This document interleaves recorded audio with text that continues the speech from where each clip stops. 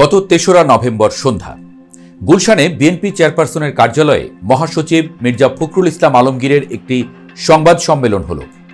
কোনো পূর্ব ঘোষণা না দিয়েই ২৩৭টি আসনে আগামী জাতীয় সংসদ নির্বাচনের প্রার্থীদের নাম ঘোষণা করে দিলেন তিনি। ঠিক সাথে সাথেই কাগজে কলমে এই মুহূর্ত থেকে দেশের বৃহত্তম রাজনৈতিক দলটি যেমন ভোটের দামামা বাজিয়ে দিল, তেমনি নিজের ঘরে নিজেই যেন আগুন লাগিয়ে দিল। গোটা দেশ জুড়ে বিএনপির বিদ্রোহীদের যে হুঙ্কার শোনা যাচ্ছে, তাতে ঘর পোড়ার গন্ধ বাতাসে ভাসছে ভালোই।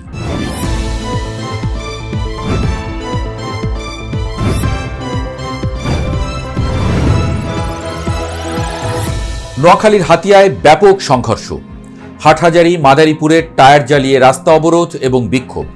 কুষ্টিয়ায় দুই পক্ষের মধ্যে চূড়ান্ত উত্তেজনার মতো ঘটনাগুলো আসলে সাগর থেকে উঠে আসা বিশাল পাহাড়ের চূড়াটুকুই দেখাচ্ছে।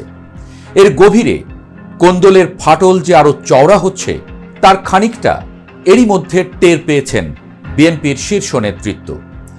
তার সুলুক সন্ধান করতে গিয়ে বের হয়ে এসেছে ভয়ঙ্কর তথ্য।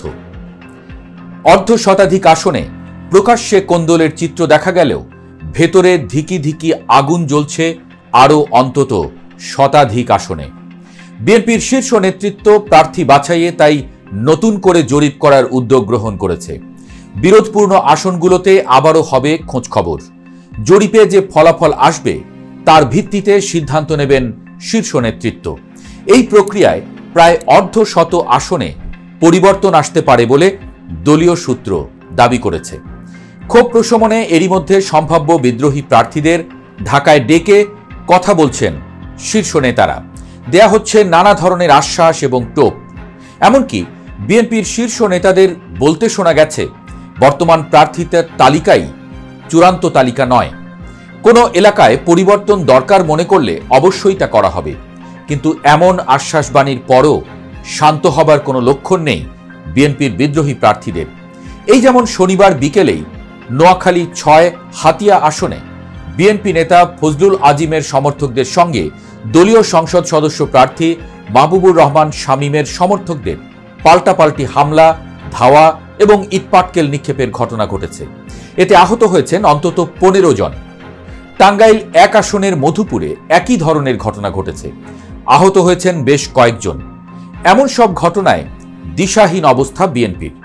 তৃণমূলের কর্মী সমর্থকরা বলছেন, শেষ পর্যন্ত এমন অবস্থায় দলীয় মনোনয়ন যারা পাবেন না, তারা হয়তো নির্বাচনকালে কাজ না করে নিষ্ক্রিয় থাকতে পারেন। শুধু তাই নয়, দলীয় প্রার্থীকে অযোগ্য প্রমাণের উদ্দেশ্যে তারা দলীয় প্রার্থীর বিপক্ষেও যেতে পারেন। তাহলে দলের জন্য এটি বুমেরাং হয়ে দাঁড়াবে। বিশ্লেষকরা বলছেন, বিএনপির মতো বড় দলে এক একটি আসনে বেশ কয়েকজন প্রার্থী থাকবেন, সেটা স্বাভাবিক। চূড়ান্ত মনোনয়নের পর সবাই বসে গিয়ে দলীয় প্রার্থীর পক্ষে কাজ করবেন, এমন হবার সম্ভাবনা খুবই কম। বরং অনেকেই দলীয় প্রার্থীর বিরুদ্ধে গিয়ে যে ভোটের মাঠে কাজ করবেন তা সহজেই অনুমেয়। বড় দলের ক্ষেত্রে এটি বলা যায় এক ধরনের স্বাভাবিক চিত্র। এমনকি বিগত দিনে আওয়ামী লীগের করা প্রায় প্রতিদ্বন্দ্বিতাহীন নির্বাচনগুলোতেও বহু নৌকার প্রার্থীর হেরে যাবার পেছনে কাজ করেছে এসব ফ্যাক্টর। বিএনপির তৃণমূল বলছে, ১৫ বছর ধরে একটি রাজনৈতিক জট তৈরি হয়ে গেছে। বিশ্ববিদ্যালয়ের সেশন জটের মতো রাজনীতিতে একটা নেতৃত্বের জট তৈরি হয়ে আছে। সেই কারণে প্রার্থী অনেক। এটা অস্বাভাবিক না। এর কারণেই মূলত কোন্দল তৈরি হচ্ছে। মূলত ৩টি কারণে চিন্তিত বিএনপির হাইকমান্ড। নাম্বার 1, ১ আসনে গড়ে ৫-এর অধিক প্রার্থী। ২৩৭ আসনে চূড়ান্ত মনোনয়ন ঘোষণার পরও যাদের অনেকেই এখনো মাঠে নিজ সমর্থকদের মাধ্যমে ক্ষোভ বিক্ষোভ অব্যাহত রেখেছেন, হচ্ছে সহিংসতা। অনেকে এরই মধ্যে প্রকাশ্যে বিদ্রোহী হিসেবে নির্বাচনে অংশ নেবার ঘোষণা দিয়ে ফেলছেন। আওয়ামী লীগ মাঠে না থাকাকে তারা সুযোগ হিসেবে দেখছেন। তারা চিন্তা করছেন, যদি একবার বিএনপির টিকিট নিয়ে আসা যায় তাহলে এখানে এমপি হবার সহজ সুযোগ। এমনকি বিদ্রোহী হিসেবে মাঠে থাকলেও ভোটের অঙ্কে জয়ের স্বপ্নে বিভোর বিদ্রোহীরা। নাম্বার 2, ২৩৭ ঘোষিত আসন ছাড়া এখনো রয়ে গেছে আরও ৬৩টি আসন, যেগুলোতে বিএনপির চূড়ান্ত মাথা ব্যথার কারণ হয়ে দাঁড়িয়েছে। এই আসনগুলো মূলত খালি রাখা হয়েছে দীর্ঘদিনের আন্দোলনের সঙ্গে শরিক দলগুলোর শীর্ষ নেতাদের জন্য। কিন্তু বিশ্লেষকরা বলছেন, এসব আসনে প্রার্থী ঘোষণার পরই মূলত বিএনপির মনোনয়ন প্রত্যাশীদের চূড়ান্ত বিস্ফোরণ দেখা যেতে পারে। কারণ অপেক্ষাকৃত ছোট দলের বড় নেতাদের অনেককেই নিজ প্রার্থী হিসেবে মানতে রাজি নয় বিএনপির নেতাকর্মীরা। মরার উপর খাড়ার ঘা হিসেবে এসেছে গণপ্রতিনিধিত্ব অধ্যাদেশ আরপিওর সংশোধন অধ্যাদেশের একটি ধারা, যেখানে বলা আছে জোটবদ্ধ হয়ে লড়লেও ভোট করতে হবে নিজ দলীয় প্রতীকে। অর্থাৎ এটি শেষ পর্যন্ত বলবৎ থাকলে জোট সঙ্গীদের আসনে থাকবে না ধানের শীষ, আর ধানের শীষ না থাকা মানেই বিদ্রোহী প্রার্থী এবং প্রতিপক্ষ জামায়াতে ইসলামী এবং এনসিপির প্রার্থীদের পোয়া বারো। যখন ধানের শীষ থাকবে না, তখন বিএনপির বিদ্রোহী প্রার্থীদেরও কিভাবে আটকাবেন বিএনপির হাইকমান্ড, তা হয়ে উঠতে পারে গবেষণার বিষয়। আর অঙ্ক বলছে এমন পরিস্থিতি হতে পারে অন্তত অর্ধ শতাধিক আসনে। নাম্বার 3, একতাবদ্ধ জামায়াতে ইসলামী ভোটের মাঠে এবার যে ধরনের প্রস্তুতি নিচ্ছে তাতে অশনি সংকেত দেখতেই পারে বিএনপি। আওয়ামী লীগবিহীন নির্বাচনে মূল লড়াইটা হবে ধানের শীষ বনাম দাঁড়িপাল্লায়।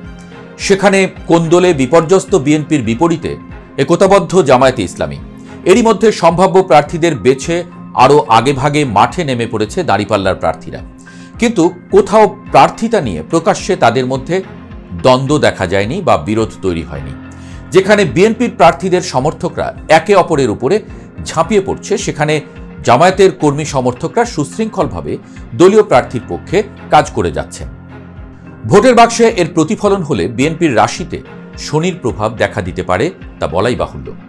দলীয় এই ক্ষোভ বিক্ষোভ সামাল দিতে বিএনপি অনেকখানি তাকিয়ে আছে ভারপ্রাপ্ত চেয়ারম্যান তারেক রহমানের দেশে ফেরার দিকে। যদিও তার দেশে ফেরা নিয়ে খোদ বিএনপির নেতারা এক একজন দিচ্ছেন এক এক ধরনের তথ্য। কেউ বলছেন তিনি নভেম্বরের শেষের দিকে ফিরবেন, কেউ কেউ আবার বলছেন ডিসেম্বরের দিকে। তবে একথা সবাই মানছেন, তারেক রহমান যদি দেশে এসে নিজ হাতে দলের নির্বাচনী হাল ধরেন, প্রার্থিতা নিয়ে দলের ভেতরে ক্ষোভ বিক্ষোভের অধিকাংশই কমিয়ে ফেলা সম্ভব। বিএনপির তাই আপাতত তারেক রহমানের পথ চেয়ে থাকা ছাড়া বিকল্প কোনো পথ নেই, এমনটাই মত বিশ্লেষকদের।